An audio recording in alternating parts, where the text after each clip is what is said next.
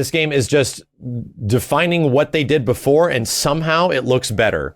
Like, you can still go and look at the previous games, and somehow they made it to look even better.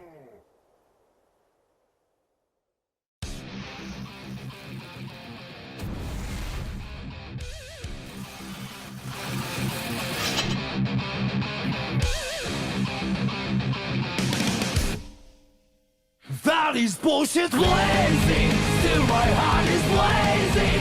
If the word kill me, and the thing I love about it is that it's taking Guilty Gear. So we got to talk about what we're actually seeing here. We got to talk about what we're seeing here. It's a reboot, right? It's not going to be Guilty Gear Zorth, like XX. Guilty Gear X3, so it's XRD third, Xrd. It's not Guilty Gear Xrd. It's not Guilty Gear XX. It's not doing that shit. They're essentially getting rid of the Xrd, the Revelators, the Isekas, like whatever the fuck. And I was like, man, they're gonna call it Guilty Gear Zorth? That's gonna be very weird. XTH? No, they're rebooting it. So I don't think it's technically a, like an actual, like, Mortal Kombat 9 reboot. It looks like it's actually continuing the characters, like, things are going further, but they're getting rid of the ridiculous naming convention that Guilty Gear has sort of gotten absorbed in, that's been going on since the 90s, like Guilty Gear XX Accent Core Reloaded plus R Iseka, like, that shit is super polarizing. And this is a good idea. So number one, I mean, I'm only assuming, but if it's confirmed that it's not a reboot story-wise, it already looks that way. But they're just getting rid of the ridiculous-ass Guilty Gear naming convention. When's the last time Guilty Gear has been called Guilty Gear? Since it's been on the fucking PlayStation. And it's a good idea, because it's been 20 years since this thing has just been called Guilty Gear. Let's go and talk about some of the shit that's going on in this trailer. Valley's bullshit blazing. That is bullshit crazy. So I would like to point this out, and this might be a trailer thing, but you're already seeing it when I stopped. A hell of a lot of motion blur. Like, there is a lot of motion blur in this trailer. And that is much different than what they did in Xrd, because in Xrd they used smears. And smears is a general 2D animation technique that they actually recreated in 3D. And I this could be an effect used for the trailer to make it actually look smoother, but I don't think it specifically looks bad, because I am kind of a fan of motion blur in fighting games, as long as it's not used excessively, if it's used within reason, and it's used for effect, and not just fucking Vaseline smears all over the place. So, number one, there's a lot of motion blur going on between the characters in these fights.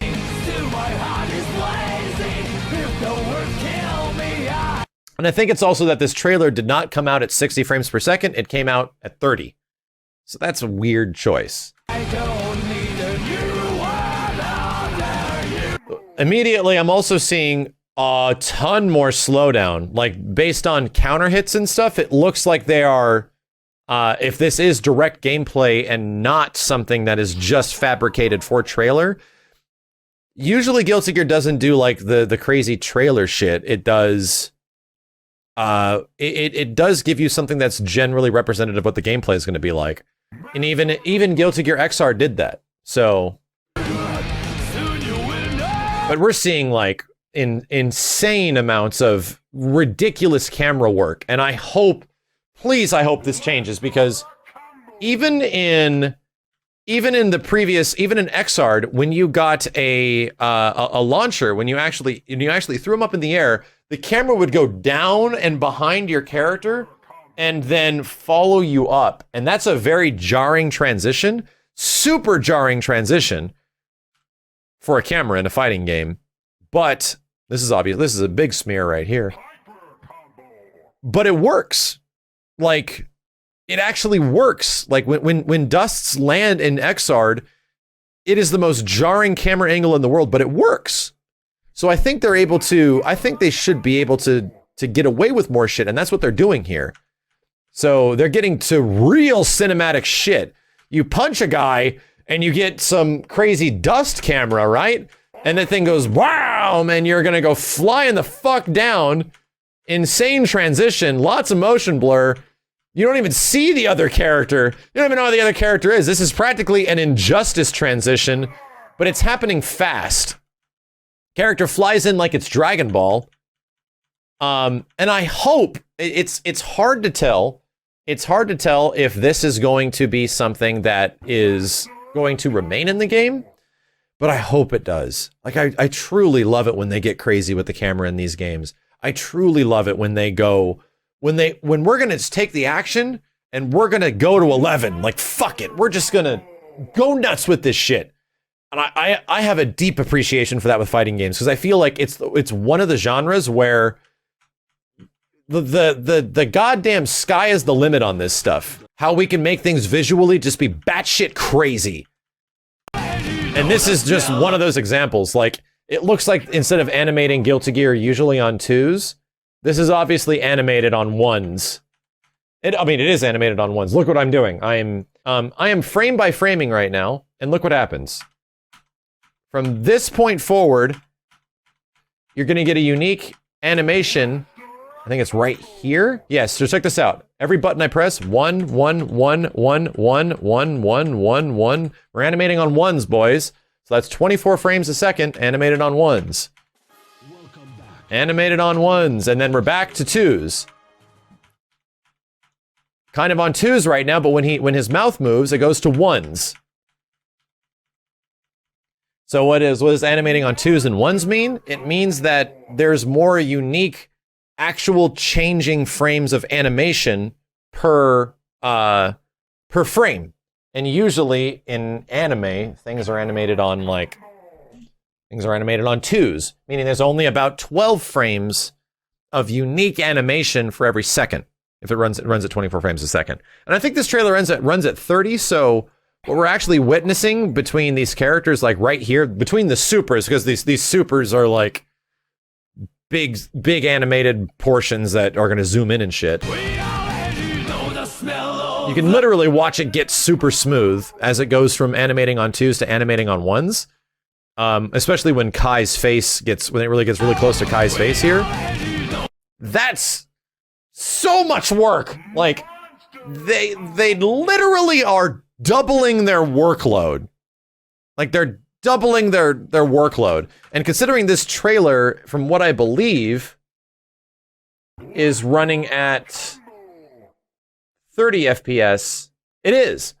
They're animating on 1s at 30 FPS, meaning that they're animating even more than like a Disney movie in this situation.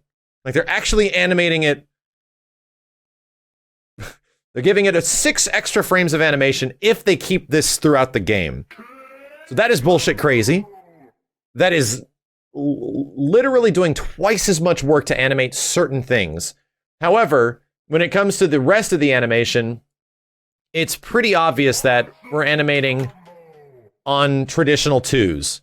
Like, we're gonna be animating on something that is more like Guilty Gear. They're really getting this shit very high on the amount of frames that are making this shit work. Will that make the online laggy? No. And the animation of the characters has nothing to do with the online being laggy. Absolutely nothing to do with it. It's just a visual thing. So let's take a look. There's this interesting glass effect, and the glass effect represents whenever a character is going through a transition of some kind. This is badass looking, dude. This is almost very Dead or Alive-ish, right? This started in DOA like 2, DOA 3. And some stuff actually still looks kind of rough in terms of the stages. It doesn't look incredible. So I'm a little curious how much is proof of concept, but here's a good example of the shit that I absolutely love. So watch this. It looks like Kai's going for what essentially is like probably fireball back kick. And Saul does wake up down dust. I don't know what the hell. Yeah, this is either super low profiling or might have a bit of invulnerability to it. 2D, Saul's 2D is nasty, is shorter than crouch. Wow, okay. So his sweep just has a really low hurt box. It puts him, so essentially all Saul is doing right now, and I was kind of confused because I was like, what the fuck is this a part of his new, like, DP motion? And it's not. Like, I don't know how this is supposed to be working right here, but I'm looking at the move literally going through his 2D, his sweep. And he's doing sweep and he cancels it. We're gonna watch the animation cancel right here. I bet you he's gonna pop up. There, oh, there it is. Animation cancel into Dragon Punch, right? There's a bit of weird clipping right there because this is a video game. And then he hits him with it. Crazy ass hit spark, and this is the shit I love. Camera's like, oh fuck, that was a counter hit. I'm gonna send your ass flying. I'm gonna put the camera behind your ass. We're gonna put the camera way low. You're gonna get dramatic counter hit camera.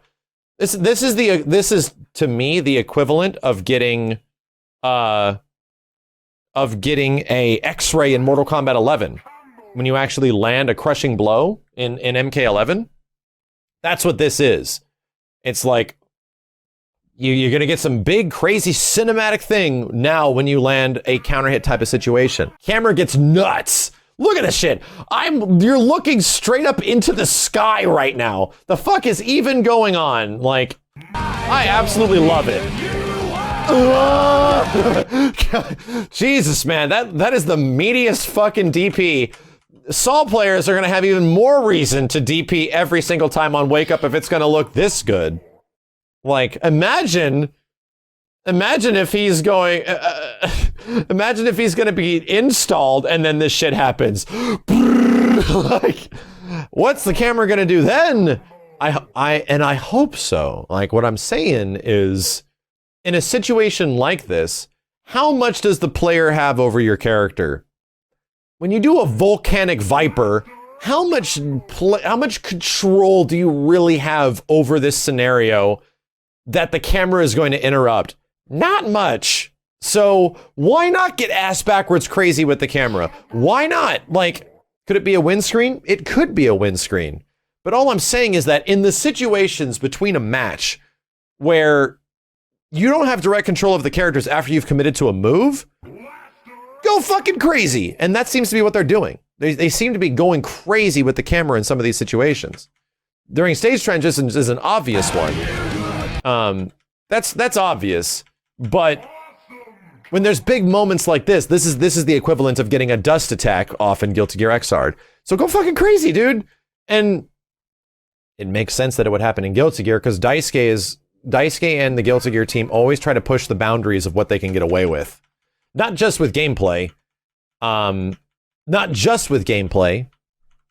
but definitely with visuals, and that's super apparent. So they're going very hit sparky, by the way. They're actually, it looks like they're using, these might not be animated. These might just be a physics engine going nuts, a particle engine, and that's good because it's just putting more shit moving on the screen. I like it. I'm fine with that shit. I'm fine with more stuff. All the dust is hand animated, but I think these sparks, which would be cool if there was a realistic sort of looking element that was in tandem with the very animated elements that are on stage. So I'm cool with that. Like if they can go nuts with actual particle effects, by all means, dude.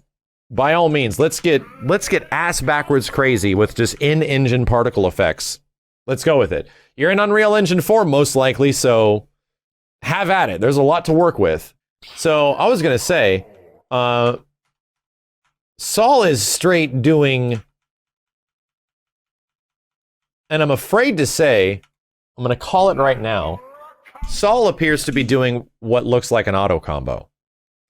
Because it's a very unique animation that I don't think I've seen the character do too much of in any other Guilty Gear game. So this is 99% mashing square. And that's a bit unique to Guilty Gear. So here's the first thing they show is an auto combo of some kind. And it's got a big cinematic hit in the end. And that looks like it's about to lead to something. So we'll see. Auto combos were confirmed in an investors meeting earlier in June. Well, and that doesn't have to be, again, auto combos aren't bad, you know? Auto combos are not a bad thing for fighting games. I think more fighting games should have auto combos. However, auto combos should not be the goal. As long as there is options for the characters to take an auto combo and then realize, or have the player realize that with the character, the auto combo isn't the best thing, maybe I should try this other thing. In KOF 14, you mash on one button and you get like 3 or 4 hits and you go into a super. That's their auto combo. However, it doesn't do that much damage. If you do the combo manually or a different way, you get much more damage. And I think that's fine. That's the way you do it. If people want to just press buttons and get away with stuff and see cool shit happen, they have the absolute right to. I think Marvel Infinite also did it very well. It gave you a basic launcher auto combo that hit you up and knocked you down. Cool. But there are so many more things you can do. It should not be the goal. The auto combo should not be the goal. It should be the very, very first thing you try. And then quickly realize, oh, I can do better stuff. I know a lot of people are thinking these guys have a history with auto combos being kind of crazy, especially in Dragon Ball FighterZ. But Dragon Ball FighterZ is a very unique game where the auto combos in most situations, not every situation, within a lot of situations, is the best option. And Dragon Ball FighterZ auto combos are a part of the core gameplay experience instead of you having to find other means and other methods. And usually the auto combo is the safest best bet. So, in my opinion, that's not the way to do it. That is not the way to do it. It should not, I don't think auto combos should even be used as a tool. I think they should just be a flashy thing that happens. And there should be options that should be better. There should always be something better than an auto combo. There should always be something that you should be going for. The usefulness of an auto combo, its actual usability in matches where 2 players know what they're doing, should be very limited. Very limited. And in most fighting games it is. Most people don't even realize that Tekken 7 has auto combos. Auto combos are there literally for casuals. And do casuals worry how much damage they're doing? They don't. If you worry about how much damage you're doing and you're like, if you're sitting there and you're like, I didn't win that match. My square combo didn't do enough damage.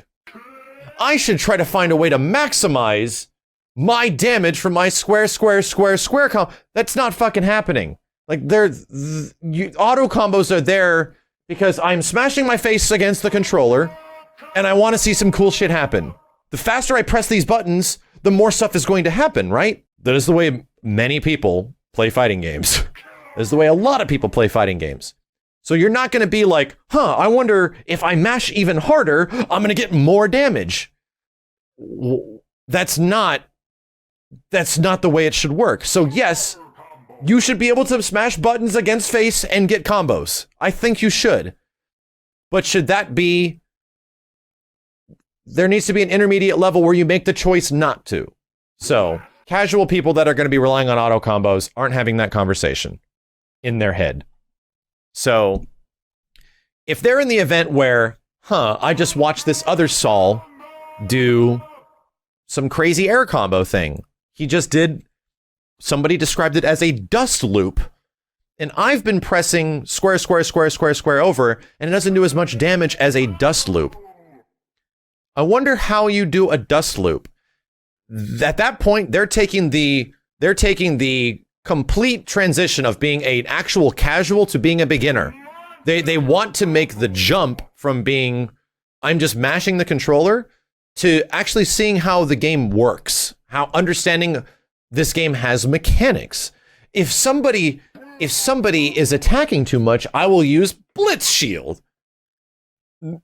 Nobody smashing their face against the controller This Faust just got Meteor, and he's now gonna pressure me on Oki. I better use Blitz Shield. It's not happening that way. So let's have the auto combos just do dumb flashy shit and have it not do a lot of damage. I'm cool with that. That's what it boils down to.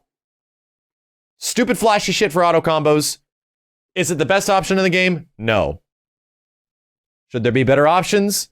And have the auto combo just be the stupid flashy thing that no one's gonna use once they're a beginner and they're making the transition? Absolutely. Absolutely. What else are we missing in here? So I wouldn't be too worried about the game having an auto combo is all I'm saying. They're gonna mention that they have auto combos. Auto combos are gonna be a part of fighting games. They've been parts of fighting games since literally Marvel vs. Capcom. It's just giving the option and having not be the best thing. Not having it be like, this is my reliable strategy to mash the shit out of Square. Either way, I don't know if there's much else to say about this trailer right now just because there's so little. I will say, there's only one thing that I am not 1,000% sold on in this trailer right now. And outside of this guy who looks fucking super sick, I am not completely sold on the what looks to be like a pastel filter over the whole trailer. Desaturation of an almost a filmic looking effect going over everything. Like, it's like the sky and its lighting engine is projecting its color onto the characters in some way. And the characters are looking very like desaturated in many ways. I'm not a huge fan of that. And it could be like the hazy sort of like bloomy sunlight thing that's happening here. And once again, I don't think it's bad, but I think it's an artistic, stylistic choice that's a little, it could be in trailer, and also like the backgrounds are obviously a little rough right now. But I think like in terms of just a raw color to color like art style, I think Guilty Gear Xrd has like better colors, better like lighting. But yeah, it definitely could be stage lighting. I'm just saying, based on what we're seeing, it could be a lot of different things. It could definitely be the trailer as well. But I'm not the biggest fan of it. Do I think it looks bad? I don't think it looks bad. Do I think it looks, do I think it can look better? I do. I think it's still early, you know? I think it's still early.